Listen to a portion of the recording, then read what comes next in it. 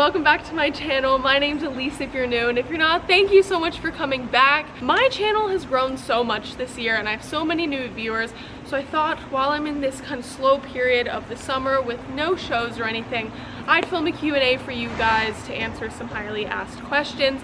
But I'm gonna do this while I brush my horses at home because they're kind of dirty. And I asked you guys to comment a bunch of questions for me to answer.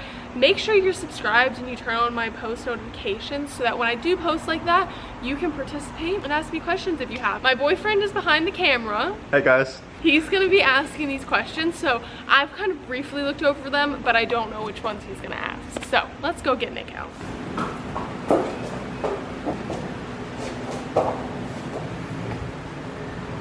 What's the scariest fall you've encountered? Okay, so I want to say I was maybe 15. I was not at Windsor Stables. I was at a different barn. And I was on Chino, who you guys know very well. And he's such a good horse. Like, he would never do anything to hurt me. But this particular barn I was at just rarely dragged their rein. And I was cantering around, like, just one Saturday. And Chino, I guess, like, tripped in the footing because it was just so poorly dragged and had so many like holes and stuff in it, and he actually flipped over and I went over his head and like landed on my head and then my shoulders, and I broke my right collarbone. But the crazy thing is, Kate Ray was actually there and she was like down at that part of the ring when it happened, and I guess Chino would have come down on top of me, but he like kind of pushed me out of the way with his hoof when he like was coming down, I guess. So luckily it wasn't as bad of injuries as it could have been, but my mom was out of the country and I was just with my dad, and he was in his Jeep at the time. So he brought his Jeep out into the rain and loaded me in the car, and I couldn't remember anything. I had short-term like memory loss and took me to the hospital, but it was storming. So all of the traffic lights were out, and he said he was like, it was such a like horrible day. Anyway, we kept it all secret from my mom because she was already coming back on like the next flight or whatever the next day, and we didn't want to scare her. So that's my worst fall. Okay, have you ever thought about quitting riding? If so, why? Yes, many times. I feel like I can't pinpoint like a specific thing that made me want to quit before. But I feel like everyone, no matter what sport you're in, gets into ruts. It's really hard to get out of them easily, if that makes sense. And I feel like there's been times where I've gotten into ruts where I just wasn't riding that well, or something happened that knocked my confidence, and I just felt like there's no point in doing this anymore, you know, I'm not enjoying it. Thankfully I didn't. And you know, all those times where I didn't think I was going to make it out of the ruts, I did. But I've definitely thought about quitting a few times. Do you plan on buying another horse in the near future? No. As much as it's like, you know, fun to think about, like, oh, like if I had a jumper, or like I had, you know, another hunter, like, oh, that would be quite fun. But honestly, like, I'm at college for the next 3 years and I'm on their Division I team, and I don't have much time to myself as it is. And I already have 2 horses that, you know, we pay forward for and have to keep in shape on the way. So I just don't think it would make sense to add a third one. And what's your favorite and least favorite thing about the horse industry? I'd say my favorite thing about it, I'd say the responsibility it teaches you. Like, not only owning a horse or leasing a horse or just riding other people's horses, but it's like when you're riding them, the last thing you want to do is anything that can hurt them. So you really have to learn about responsibility. I'd say my least favorite thing about it, which isn't necessarily new, but I do feel like it's gotten worse over the last like few years, is the politics. I just feel like become a lot of who you are and who you know, or who your trainer is, and that's not what it's supposed to be. The equitation used to be like all about the rider, and even though they say that's still what it is, it does have a lot to do with your horse still. You guys remember I did Chino in the equitation, you know, so it does make a difference even though they don't say that. So I'd say that's my least favorite thing. Hi, Jelly.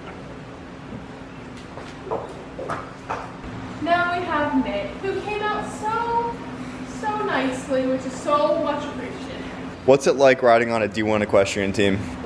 It's a lot of fun. I feel like it's a lot different than people think it is because they think, the videos and stuff you see online, and the truth behind it is there is a lot of work that goes in behind the scenes of what you see on social media. But I'd say it's really empowering, to be honest, like working as a team, because I feel like the equestrian world and like sport is such an individual thing. It's really nice, coming out of the ring, and whether you had the best run of your life or maybe not such a good one, having girls there that are like, great job, Elise, like, you did really good, and being able to give that to others is like really nice. Are you going to go pro? No. Do your horses get any pre-show supplements? Not really, to be honest. Apple and Chino, like, I'll hack them in the morning if it's like a big show to, see where they're at. And we also lunch them just to make sure they're, quiet, but they don't really get anything. Have you ever got any hate comments, and if so, what were they? Yeah, I was like 16 at the time, like 15, 16. It was like not very nice. And then I had a big channel spike recently, but I've noticed like it's all been really kind things. The hate comments are normally about like, oh, you're such a spoiled brat, or like things like that. And I'm very privileged and I'm very lucky to have the animals that I have, and the barn and the opportunities, but I do really appreciate them, and I also have worked really hard to get where I am. So as much as, I can absolutely agree that I have wonderful horses and, great parents for supporting me and great trainers and barns and stuff, that also still goes nowhere without hard work. So that's what I have to say. Who is your favorite equestrian YouTuber? I don't watch a lot of equestrian YouTubers, to be honest. I think it's because I'm around it so much. What is your motivation to ride when you don't want to? I don't have a choice. No, like, I 100% feel you. There are just some days, where maybe you're not feeling the best, or it's really cold outside and you don't really want to ride. But when you have horses, you take on the responsibility of riding them all the time and taking care of them. So, even if I don't necessarily want to go that day, I still have to. And normally, if I'm feeling like I don't want to ride and I go and ride, I feel a million times better after. So that's normally my motivation.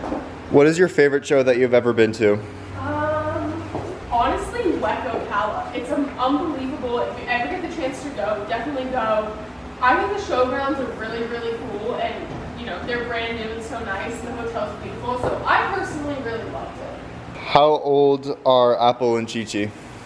So Apple is 16, so he's a pretty old man, which is why, he's come down in height and stuff. And Chino just turned 12, so he's like in the start of his prime, and honestly, I really can tell. I feel like he's been on his A game recently, but yeah. How old were you when you started riding, and how long have you been riding? So I started when I was 5, and I'm 19. Not very good at math, but 14. 14 years, guys. Who is your biggest role model in the equestrian industry? Probably my trainer, Michael. I feel like when I moved to him, I was a very, very different rider. And, other than great training and, some great horses he picked out for me, I feel like his encouragement, honestly, is what has made me the rider I am today. Because, like, for handies, for example, I love doing tight handy turns, and Michael's known for his tight handy turns. And whereas we've had trainers in the past that are like, no, like, maybe don't do that, that's a little risky. Like, Michael will be like, yeah, like, you can absolutely do that. Like, he just encourages me and doesn't, like, put any doubt in my mind. And I feel like that's why he's my biggest role model. How do you deal with losing confidence in your riding? It's one of those things where you hate to say it, but, like, you just have to keep going to get through it, because I've lost confidence so many times. Even recently, honestly, like a couple months ago when Chino kept stopping and stuff, then I don't feel confident in him, he doesn't feel confident in me, and the only way I overcame that was just continuing to ride him and get past it, and unfortunately sometimes the only way out is through. Who is or was your favorite horse you've ever owned?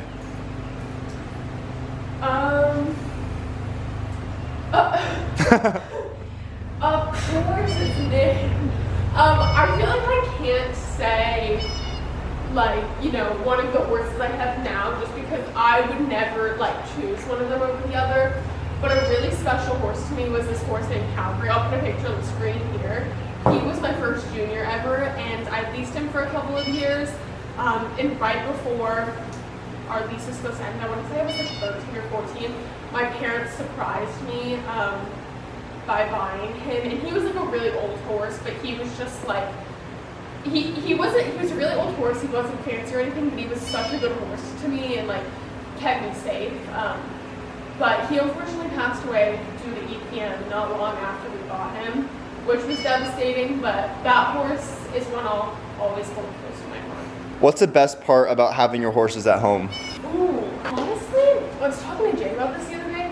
The best part is like, I'm like sitting up at the pool, you know, maybe sometime in the afternoon, tanning on like a Saturday, and I can literally just put my sneakers on, walk down here and be like, oh, hi Nick, how are you? And just like come and pet them. And that's so nice to do, honestly.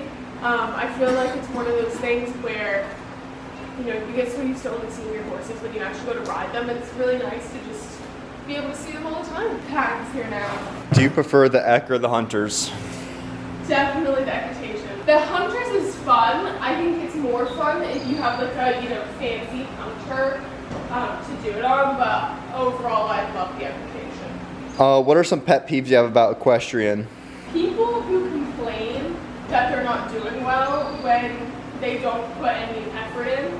Like, you can't complain that you didn't do well if you don't ever go to your lessons or don't make any effort to like go hack your horse in the morning, you know, before you show. I feel like it's down to you as a rider to put in the work like that. And if you don't want to get up at 4 a.m. in the morning and go hack before a show, then that's fine. But you can't really be upset when you don't do well.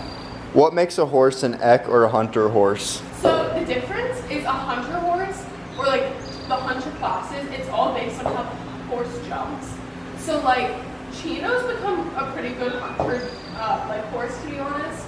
But like Nick, for example, or Angela were them, and they like pick their knees up like almost above their head. They jump really high and like in great form. And it's all based on how they jump. Like that is what the hunters is. Whereas equitation, like a horse like Apple, he still jumps in good form, but it's more like here. And for him, it's like more like one consistent rhythm. And the way that he feels when you ride him, it's like almost, it's so smooth, you almost don't feel him jump, which is why he's an equitation horse, because equitation is all based on the rider. So when Apple's really smooth and I barely feel him jump, my position doesn't get sacrificed much, which is why he's such a good equitation horse. What advice would you give to young equestrians? Okay, honestly, working hard and staying humble will get you further than you think.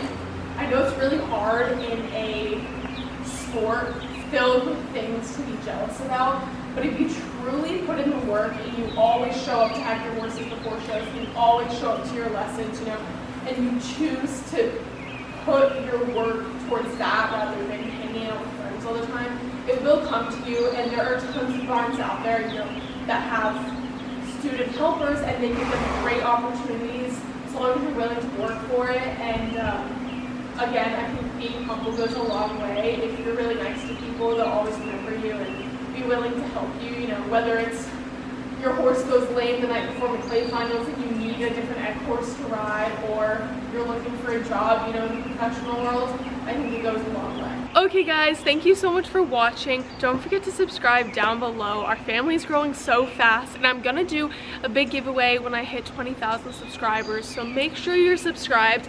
And if you want to see more content from me that's more behind the scenes, go check out my vlog channel. It's ICKS Vlogs, as well as following me on my Instagram and TikTok. I'll put it on the screen.